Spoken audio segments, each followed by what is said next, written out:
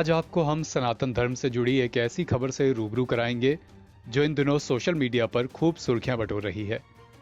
ये खबर है छत्तीसगढ़ की राजधानी रायपुर की, जहां एक कपड़ा व्यापारी का गौ माता के प्रति अपार प्रेम देखने को मिला है। राजधानी रायपुर में पंडरी के महालक्ष्मी क्लॉथ मार्केट के एक शोरूम में दिन भर में हर दिन एक गाय दस्तक देती है। ये दुकान है गौसेवक पदम डाकलिया की। पदम डाकलिया जितना गाय को मानते हैं उतना ही गौ माता भी इन्हें प्यार करती हैं। दरअसल यहाँ साड़ी के एक शोरूम में रोजाना एक गाय आती है।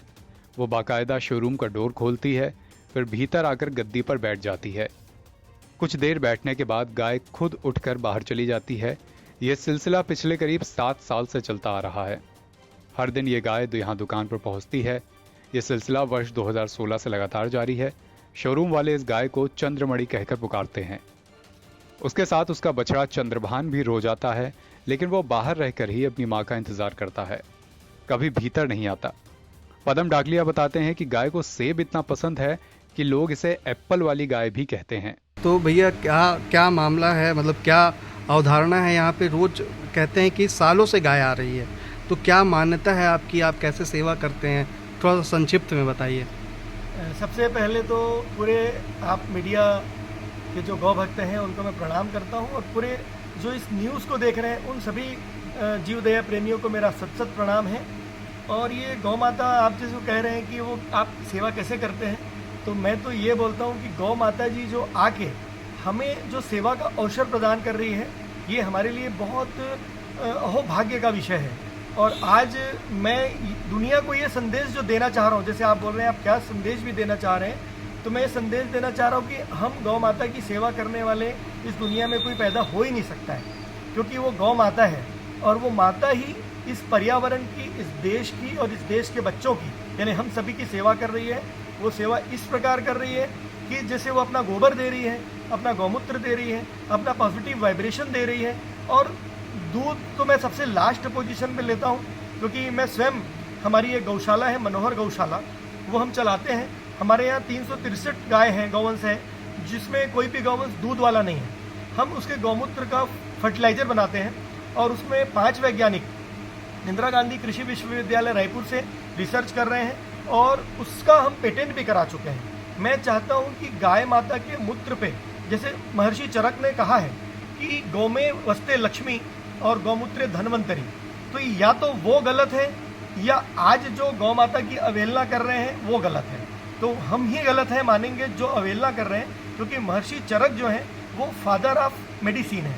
और जब उन्होंने कहा है कि गौ में वस्ते लक्ष्मी और गौमूत्र धनवंतरी, तो विश्व की ऐसी अद्वितीय तरल पदार्थ है गौमूत्र, जिसका हम संशोधन कर रहे हैं। और पूरी दुनिया से मैं अपील करता हूँ कि आज ये चंद्रमणि के माध्यम से जो पूरी मीडिया हमारी इस मनोहर साड़ी में आई है, और आकर मनोहर गौशाला और मनोहरा साड़ी का जो ये प्रांगण है, मनोहर गौशाला का जो ये ऑफिस है, इसमें आप सब पधारे। मैं आपका बहुत बहुत अभिनंदन पूरी दुनिया के न्यूज़ चैनल का, क्योंकि मीडिया, मैं समझता हूँ मीडिया एक सेकंड न्यायपालिका है। क्योंकि मीडिया नहीं हो तो व्यक्ति यानी कुछ भी कर सकता है, लेकिन मीडिया मतलब एक आँख है, दुनिया में एक नज़र से देखता है, तो व्यक्ति गलत भी नहीं कर सकता है।